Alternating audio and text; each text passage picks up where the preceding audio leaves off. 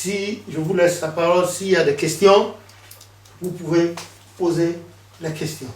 Mais je vous conseillerais quand même d'aller, si tu trouves le truc de supérieur en train de baptiser avec les saints, il faut balancer ça à tout le monde. Et vous allez juger par vous-même pour voir est-ce que c'est décent. Que le nom de l'Éternel soit béni. Amen. Oui. Alléluia. Alléluia. Alléluia. Alléluia. Alléluia. J'ai été invité par M. Richard. Ça fait un petit peu quand même qu'on s'est connus, et en particulier à Bondy.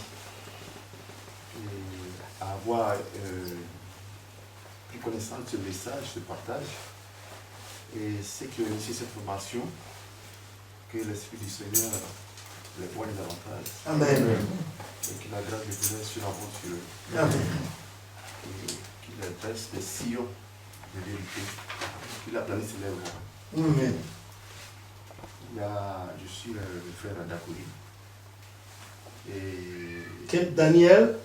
Non, Daniel, lui, non. Quoique je l'ai connu, le frère Daniel. Mais on est de la même région en Côte d'Ivoire. Oui. Et donc, je suis le vénérable Seigneur leader. J'aurais pu porter ma sangle. Quand déjà lui et moi on avait pris connaissance hier, j'ai tout repassé malheureusement en dernière heure avec la pluie qu'il fait. Ma fille a versé le café dessus, donc ça ne fait pas beau de porter comme ça. Mais je voulais profiter de cette occasion pour l'enseignement que vous donnez au peuple de Dieu. Ce n'est pas le nombre. Dieu, il tient compte de la disponibilité du cœur. Ce n'est pas le nombre. Et aussi, le Seigneur se tient là où 2 ou 3 sont réunis en son nom. Et il a dit beaucoup de choses aussi avec notre Seigneur Jésus-Christ et sur le parcours de notre Père fondateur, Chauffard. Et il a cité entre-temps beaucoup de noms de dévanciers. Il a conduit Athénée dans l'église de la chorale. J'ai pris mon onction 30 ans après que j'ai connu l'église. En 2005, le 25 mai officiellement. J'ai été côtoyé par un musulman, Bakayoko, peu à son âme, il n'est plus. Et quand on a connu l'église, après il a quitté l'église, il est parti. Je ne sais pas pourquoi, mais c'est la 30e année que j'ai pris mon église, donc en 2005. Et la dernière onction, c'est en 2010, c'est-à-dire que 2005-2010, c'est là que j'ai eu mon onction. Et je me suis dit, je ne prenais plus d'onction. Pourquoi? Parce que quand je venais prendre mon onction, il y a eu une petite séquence. Comme il a dit tout à l'heure, faisant ambition à l'armée, pour mériter le grade de général, il faut avoir fait des preuves. Et moi j'ai dit, on a eu un grade qui disparaît aujourd'hui, le grade de haut-top. Et pourquoi je ne prends pas ce grade-là? On m'a dit non, Takori, toi, tu dois prendre ce grade-là, parce que tu es un des anciens. J'ai dit oui, je suis un des anciens, mais tout ça c'est ça, par rapport à ma formation. Et il a étayé beaucoup notre papa sur la discipline, la chorale. Ce qui est important pour nous. Aujourd'hui, il y a une diversité de pasteurs, c'est vrai. Il y a eu des grades qu'on a inventés, c'est vrai. Mais pour ma petite expérience, ce que je voulais vous dire à chacun de nous ici, l'Église, c'est notre vie. Et les jours que le Seigneur a dit, tout est accompli sur la croix, c'est là qu'est né le christianisme céleste. Parce qu'à l'époque, les sacrificateurs, c'était des hommes. Mais selon l'ordre de Melchizedek, Jésus-Christ est venu pour remplacer toutes ces personnes-là. Et les premiers jeudis du mois qu'on fait aujourd'hui, à l'époque, c'est une année. Aujourd'hui, on le fait chaque mois. Donc, on a facilité la chose, mais pas parce que l'ancienne alliance était mauvaise, mais c'est pour la rendre encore plus simple et plus parfaite. Et la vie que vous pouvez avoir aujourd'hui à travers cet enseignement, là, votre compagnon de service, c'est la prière. La prière qui se pose 2 séquences. Il y a la prière qu'on fait tout à l'heure, nous, c'est pas faire une prière théorique. Et il y a l'aspect pratique, qui veut dire, si tu dois à la maison, si tu n'as pas de boulot, si tu as perdu ta maman, et tout ça, tu dois tout sceller et entrer dans le scarcette même de Dieu. De telle sorte que tu seras vis-à-vis de ton témoignage, toi. C'est ça l'onction que nous donne. Et ce grade qui meurt aujourd'hui, donc sur le grade de hauteur, qu'on ne peut plus accepter d'aller à l'hôtel, là, pour nous qui avons eu cette petite expérience, le Seigneur a dit d'aller vers les pauvres, vers les nécessiteux, pour leur apporter l'amour de Dieu Tout-Puissant. Parce que moi, je suis Dida, je suis de la Côte d'Ivoire. Je suis venu dans l'église parce que j'étais traqué dans le monde mortel, dans les confréries, avec mes parents qui étaient pratiquants à Aris.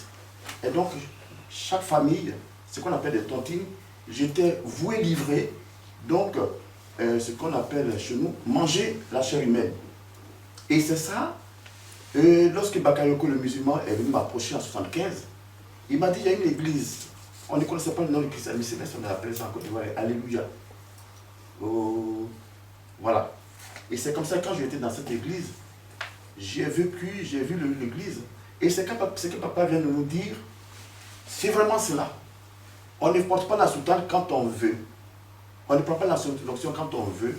On ne fait pas le baptême quand on veut. C'est selon le mérite, tes œuvres. C'est là, à partir de telle période, de telle année, on te dit maintenant, tu dois, après qu'on ait connu, donc, comment on appelle ça, le travail des activités que tu mets dans l'église, tu vas commencer à te choisir pour le baptême. Après le baptême, ça va durer peut-être 1 année, 2 ans. C'est vrai que nous avons connu ça. Et après que le baptême a été choisi, lorsque tu as fait le baptême, on te fait porter la soutane. Mais aujourd'hui, cette déformation-là, le cri d'alarme qu'il est aujourd'hui en train de dénoncer, c'est une vérité vraie. Et donc, une fois que tu es drapé dans cette soutane-là, ça te donne même la peur, la crainte de porter la soutane, et ça te fait peur. Donc nous qui avons vécu, là c'était le cas de Sylvanio et consorts, on a vu quelques situations qui sont produites dans l'église. Et aujourd'hui, malheureusement, quand on assiste à notre ère aujourd'hui, on a les larmes aux yeux, parce que ce n'est pas cette église-là qu'on nous a dit. Il y a eu des grades qui ont été créés, qui ont été inventés. Donc, qu'il souffre aujourd'hui, que si notre Seigneur Jésus-Christ lui-même, là, qui a été pris en partie par les gens humains, c'est pas lui. Parce que quand tu es dans la vérité, tu es toujours éprouvé, tu es attaqué et tu es... je ne sais pas comment dire ça. Donc, lui, il prend son chemin de bataille, il va vers sa fin. Le message qu'il a dit, peut-être qu'il reste 5 ou 7 personnes. On n'est plus assez dans l'église. Mais ce qui est important pour nous, nous serons pris au rebut comme on entend de faire l'homme de Dieu.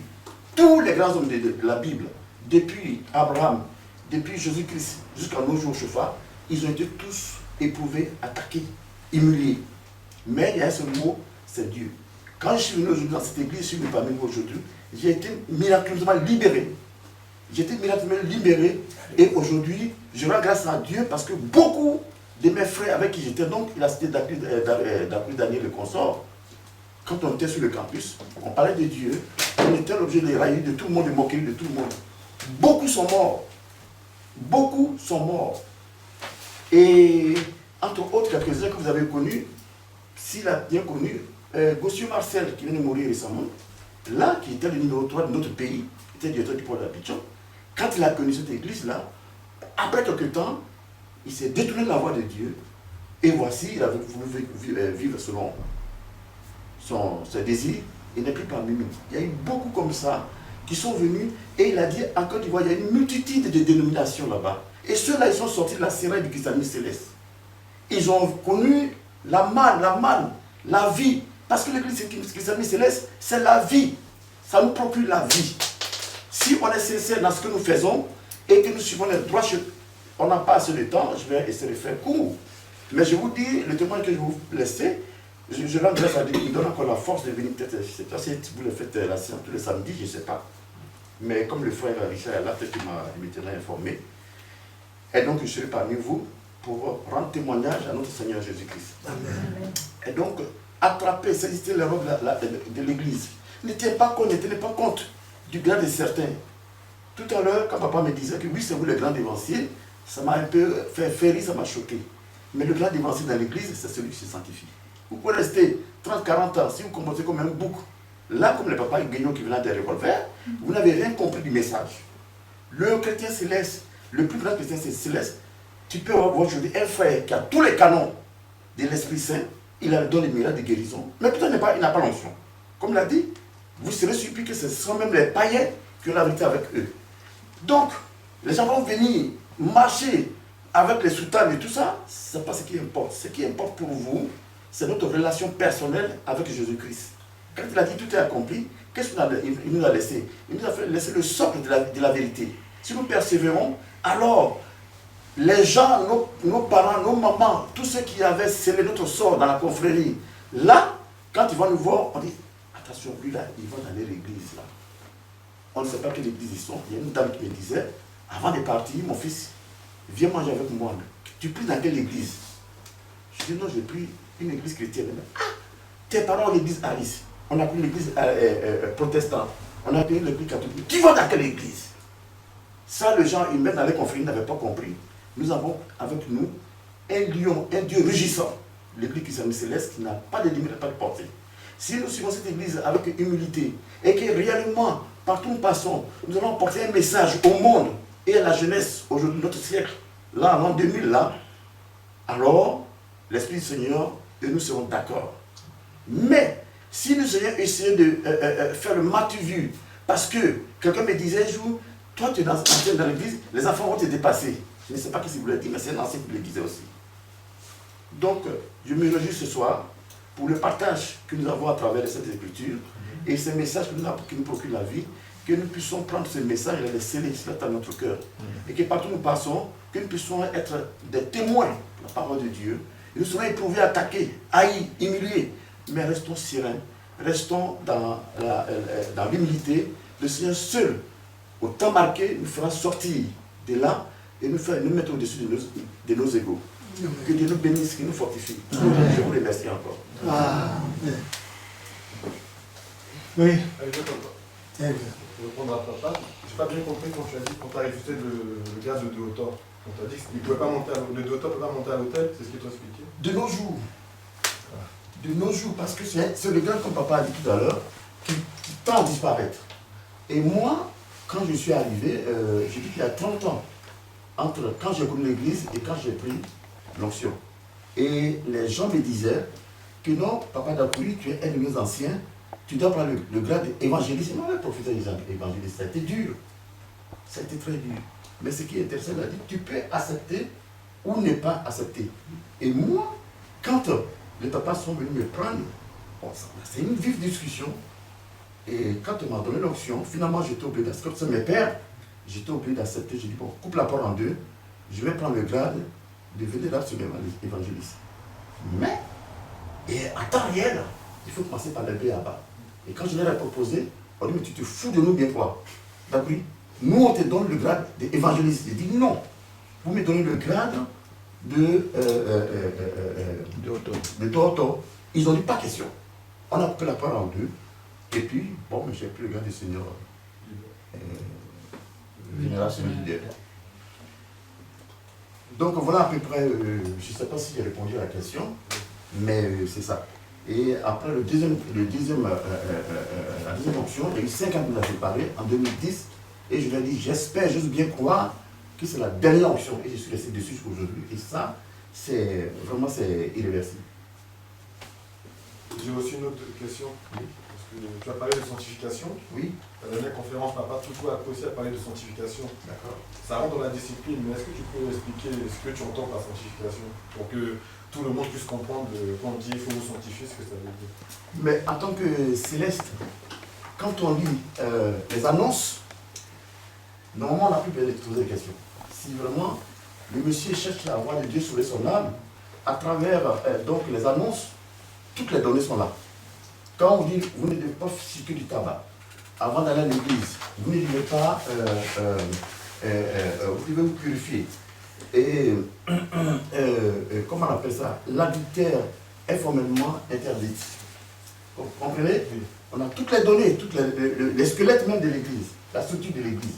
À partir de ce moment-là, on doit veiller sur notre vie, notre âme. C'est-à-dire la main dont je dois te regarder. avant de parler, on dit un homme de Dieu doit révéler cette foi.